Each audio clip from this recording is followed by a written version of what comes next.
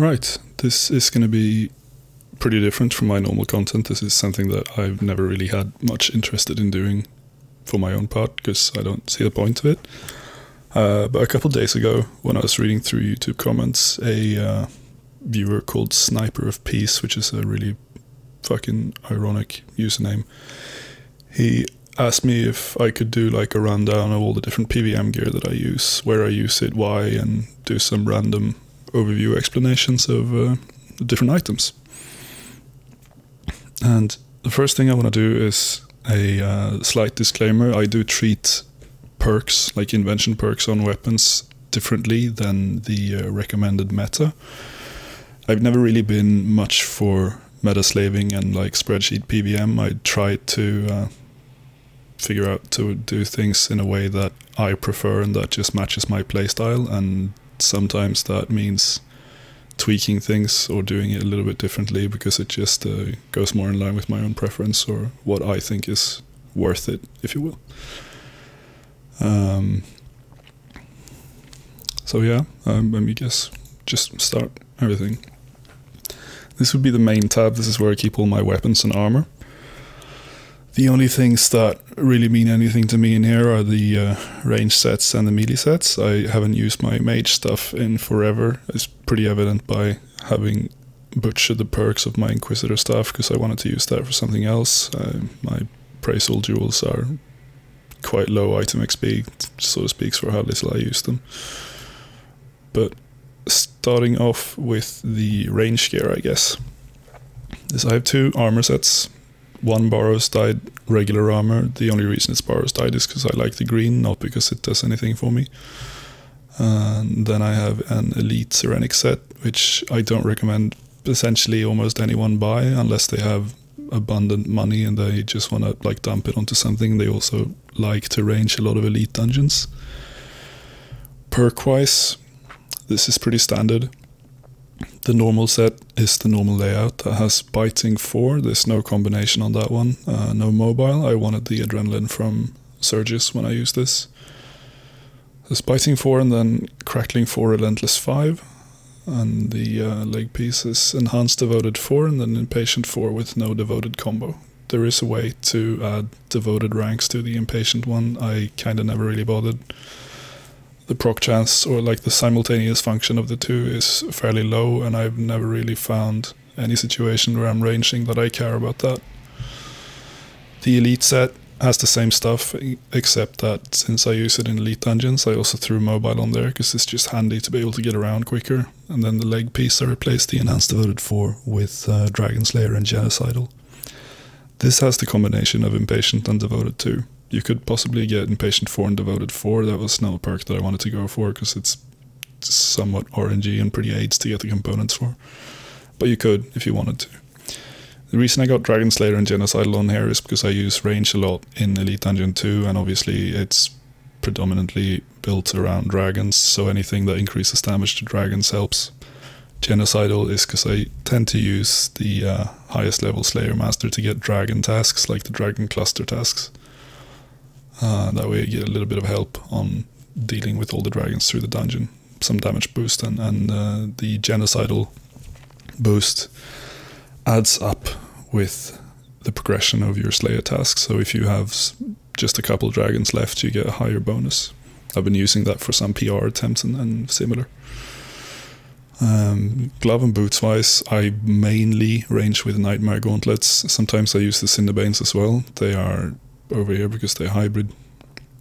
I have fleeting boots because I like the effect of being able to run around when I use rapid fire, instead of having to be put in one place and cancelling it when you move.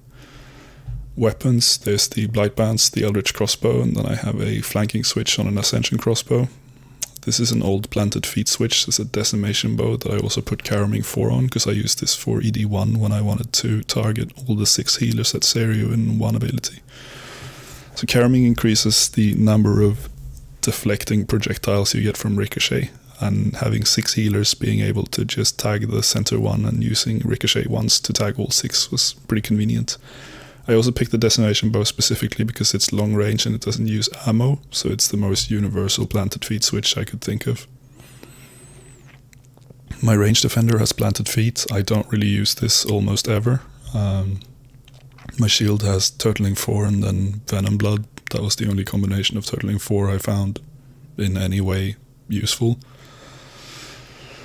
And perk-wise, I have done normal precise 6 equilibrium 1, and then on my main hand I did a somewhat annoying perk to get, which was aftershock 4 and then planted feet combined, so that I had planted feet already built into my blight bounce. The normal way to do this would be something like aftershock 1 precise 6 on the main hand, and then aftershock 4 equilibrium 2 on the offhand. That would give you an extra equilibrium rank across the board. But it also involves those AS4 E2 gizmos that are 30% chance and cost like, I don't remember the cost, but it's somewhere in the neighborhood of like 85-90 million per roll, and I didn't want to do that for an extra on or around 1.3% damage increase. My Eldritch Crossbow, because of greater ricochet, has a different perk setup. It has Aftershock 1 and Caroming 4 and then P6 E1 the same way. You could do the same thing here. You could have AS1 P6 and then change the other slot for Caroming 4 Equilibrium 2. I didn't want to do that one because I already had the invention components laying around for Aftershock 1 with Caroming. So I did this. Same result there. It cost me 1 Equilibrium rank.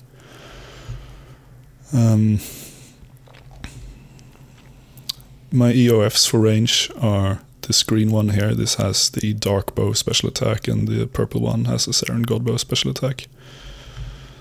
Bolt-wise, rubies, Hydrix per criminal bolts, and Ascendry bolts in a quiver. Ascendry bolts and Hydrix backs are supposed to be the same. There's currently a stupid bug where the Adren boost effect doesn't carry over if you switch bolts unless the Ascendry bolts are in a quiver.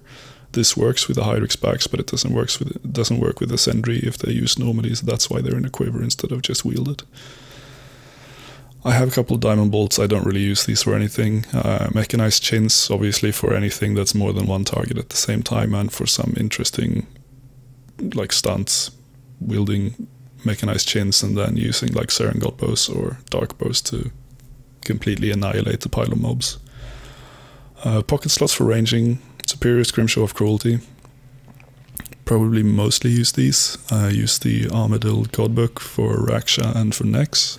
Raksha, I'm not really sure which one is the best option. This has just been kind of nice, and a friend of mine recommended it to me, so I've been trying it out. I originally used Grim a little bit. Ranging with Grim is somewhat niche. The probably only place where I don't use any other pocket slot than Grim when I'm range single styling is ED2, because you can deal so much damage that the 15k cap is actually relevant there. I also use Grim at Solak, obviously because it doesn't drain charges, but also because I'm hybriding melee range. And that would be the range setup, I think. Well, I mean range kiln. I have one of each of these kiln capes, one for each style. Magic, not really going to go through much of it. The Praisal Duels and the Inquisitor stuff, this was a weird experiment that I honestly regret doing. At the time I did this, I didn't really care about magic, and I never really started caring about magic again, so I kind of stopped worrying about it. I do have a Defender with planted feet on as well, and this should be replaced with a Seismic Singularity for flanking. Shield, same story there.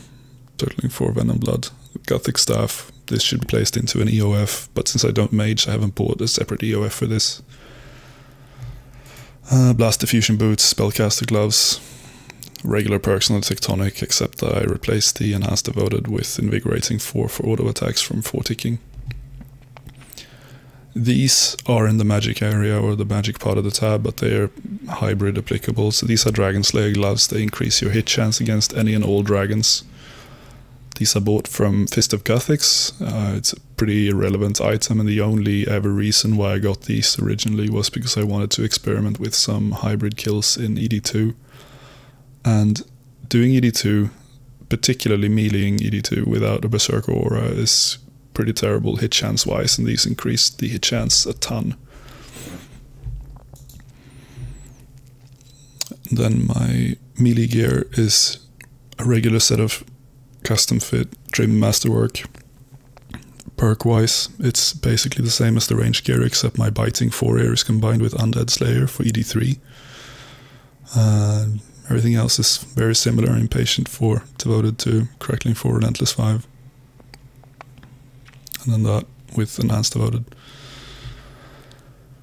I do have the boots and gloves, obviously, because you need them to custom fit the set. These gloves are extremely rarely used. They're not really relevant almost anywhere. You'd mostly favor the Death Touch bracelet or Cinderbane gloves if the target is either susceptible to poison or reflect damage. If it's neither, then I can slap on the Trim Masterwork gloves, but realistically it doesn't really matter. I have a separate pair of melee legs as well. The regular set of Masterwork legs, not the trimmed variants.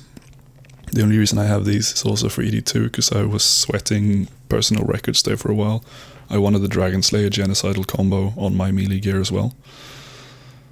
So I threw that on there and just had that on a separate piece. Laceration boots for being able to blade a dive with a two-handed weapon, in this case a scythe for the larger effect area, so you can hit several targets or more targets at once with a bladed dive. My Kopeshes, regular dual wields, same perks as the Blight Bands, save for the weird planted feet variant. Just Aftershock 4 and then P6 E1. My CGS, Aftershock 4, P6 E1. My Flank Scythe, this is one of the oddballs that people disagree with.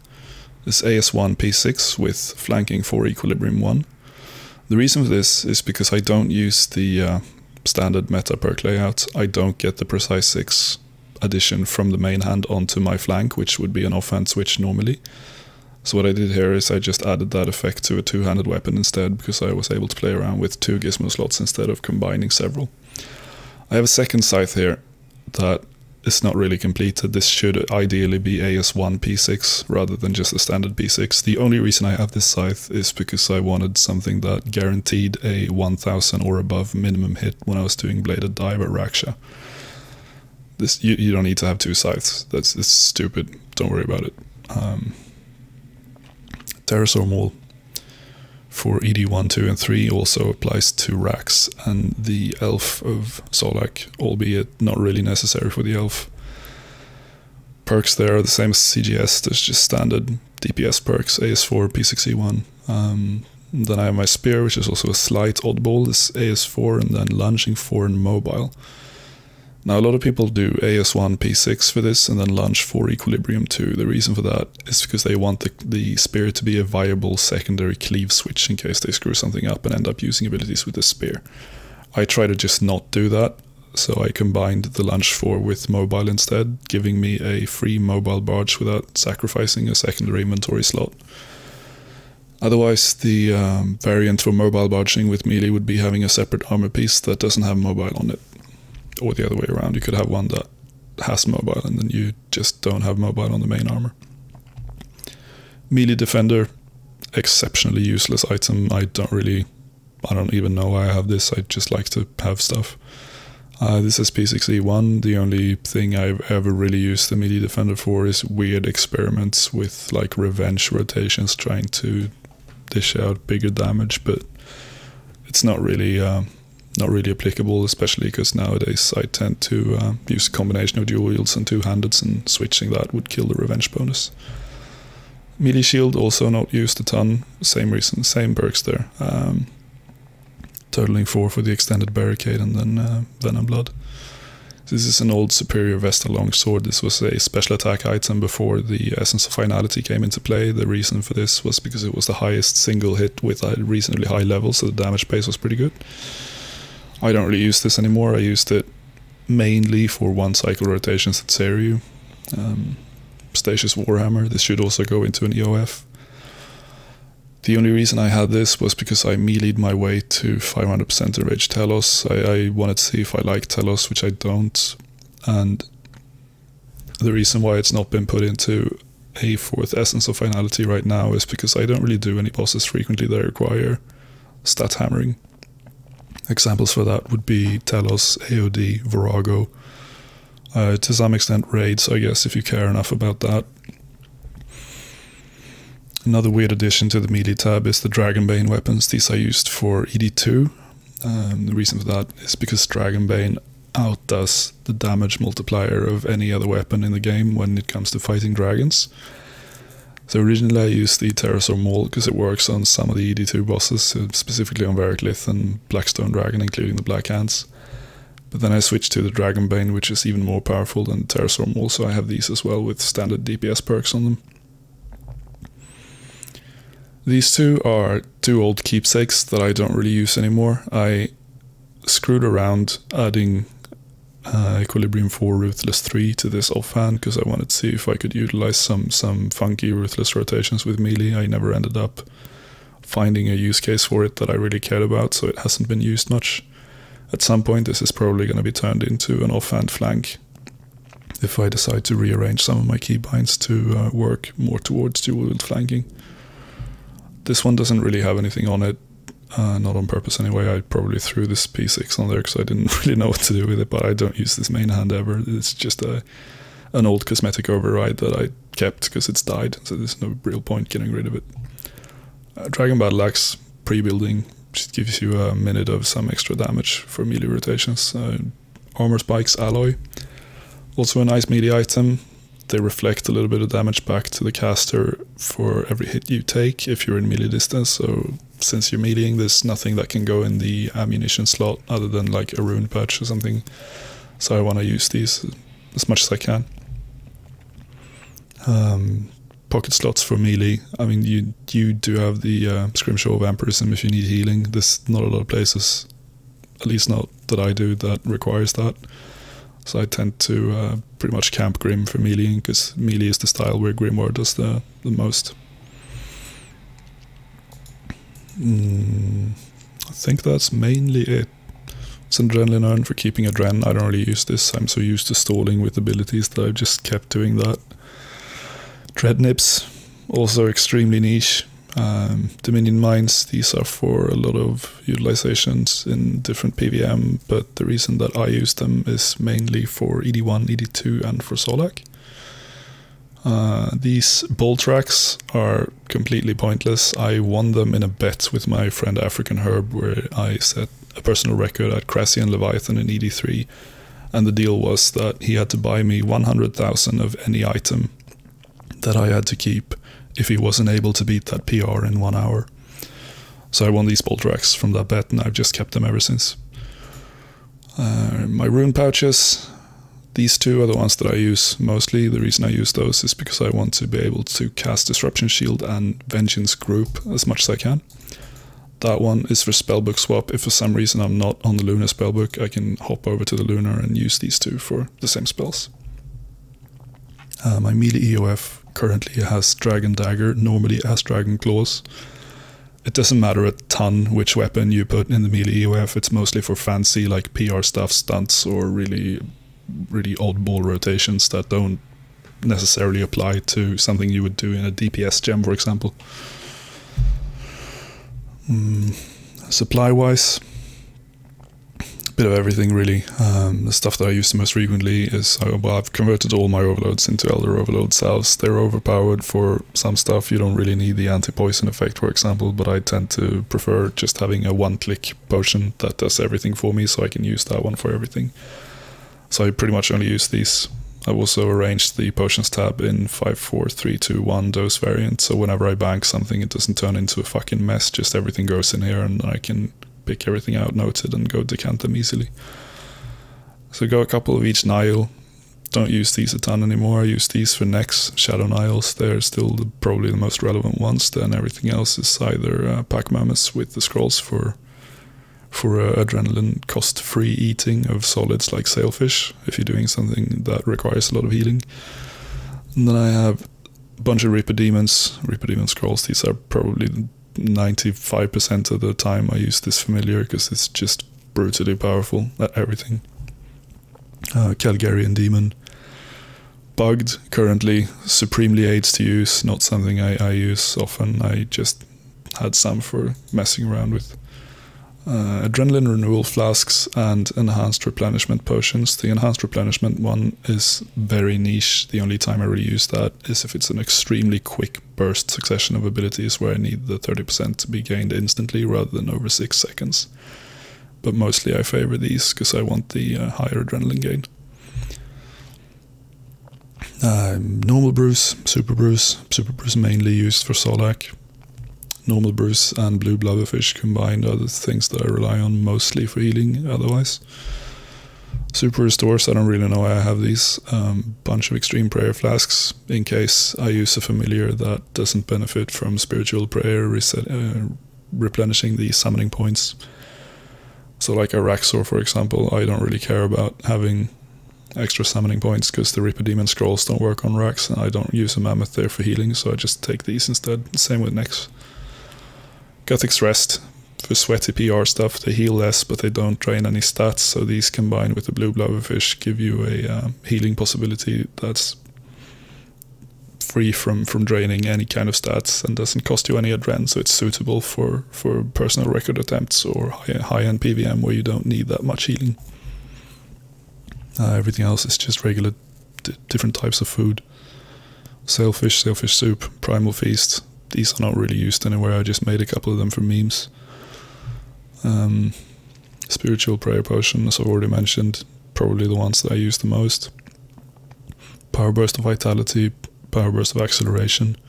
The Acceleration variant is used to be able to move around quicker because it just instantly resets your cooldowns from Surge and Bladed Dives, so for elite dungeons they're kind of convenient. These are for a short duration of double life points, so you can tank incoming damage without dying.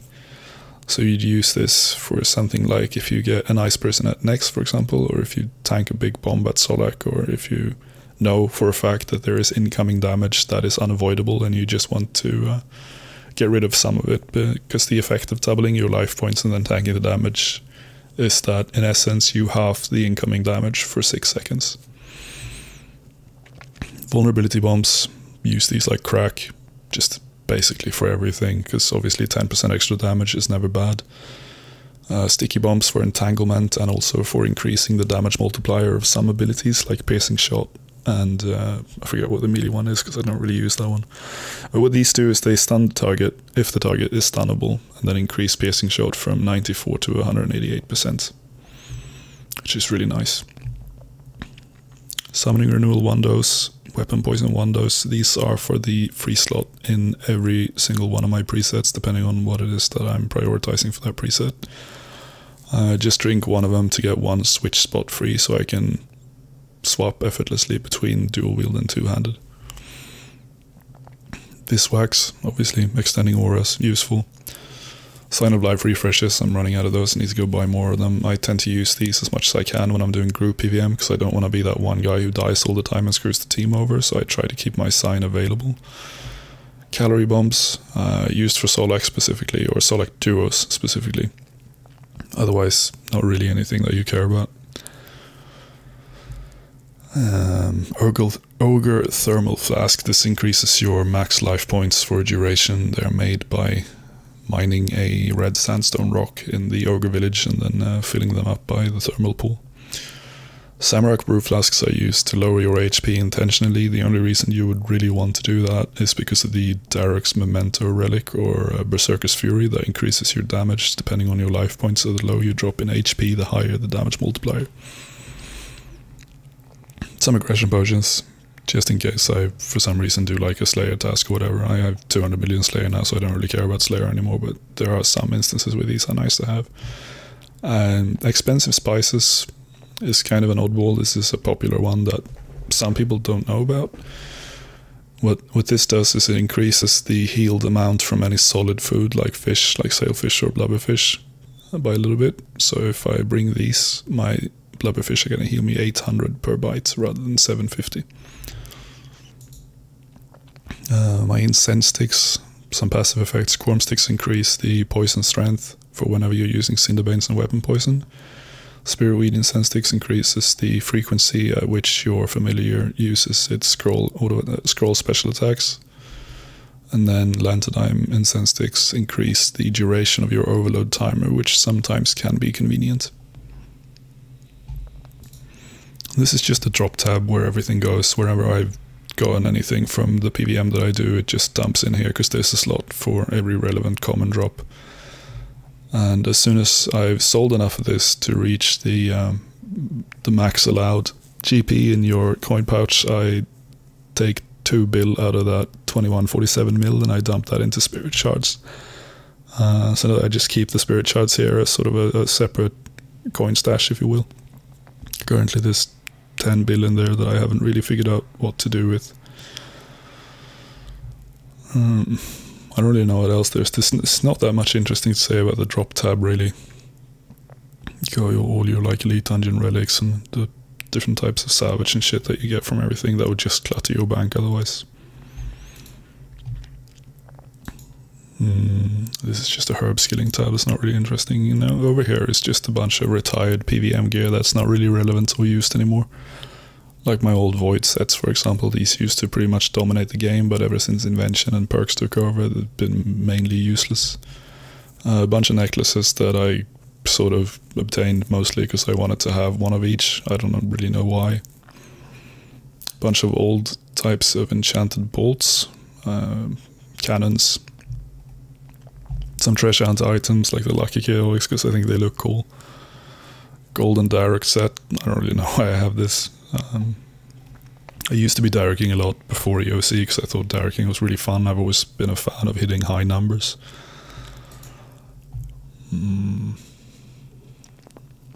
Yeah, I don't really know what else is in here that anyone would possibly care about. Maybe the raids armors. I don't know. The perks on these are well fucked because I don't use them ever.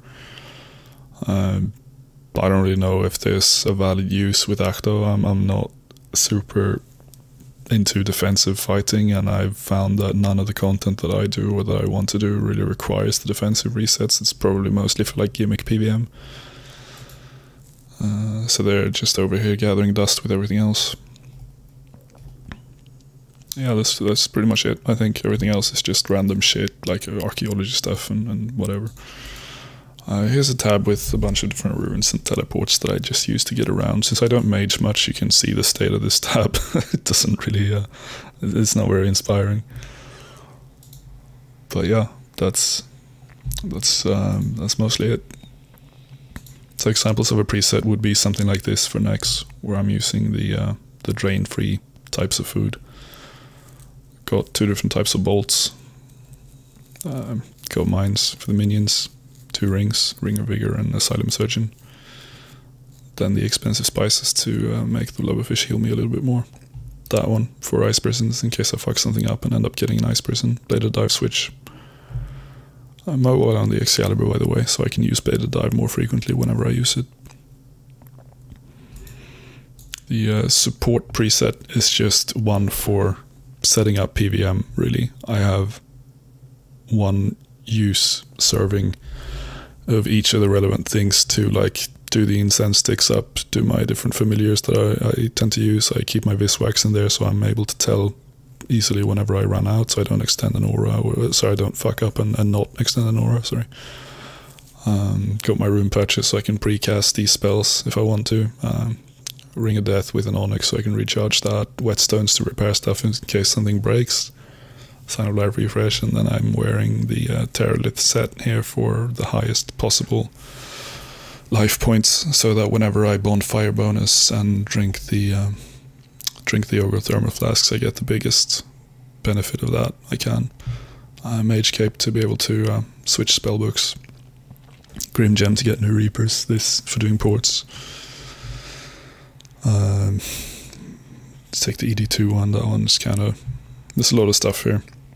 Got the 2 different bolt types, got the Grim, the 2 different rings, the weapons, flanking switch, not really used much since I'm eldritching almost everything in ED2, and Jins for clearing mobs. Then a more sweaty preset, which would be the Solak one that contains 2 attack styles. This is the melee and range hybrid preset. For this one I have 2 EOFs that are both focused on range, because range is the style that I need the most damage for to make it sort of make it viable for a hybrid preset for me. I'm questioning whether or not the Saren Godbow special attack is really something I should care about at Solak, but for right now I have both of them. In this case I also use the Super Bruce because I'm limited in the amount of food that I'm allowed to bring, being that I carry all this other crap. But yeah, I think that's pretty much it. This is the Serio preset that I was talking about, where I'm meleeing mainly, and then I have this caroming switch just to tag the healers. Also got that, since during the crystals you're damage immune, or nothing really attacks you, so you can drop your life points down to fucking 5 and get the max juice out of the Darix relic as you can. I try to hop a little bit between Ring of Death and Asylum Surgeon depending on how confident I am. This got a pretty good example of it is the Solak one, where I favor the Ring of Death, not because I'm that prone to dying at Solak, but because if I die with this hybrid preset, it costs me 20 mil to reclaim, just because of all these valuable items. And it just takes the fun out of stuff. Like if you end up screwing up and you die a couple times in a row and you lose fucking 100 mil in 2 hours of PVM or something, it's just not worth it. But yeah, that would cover it, I think. That took 31 minutes. Jesus fucking Christ, I'm so sorry to anyone who lasted this long, and have a nice day.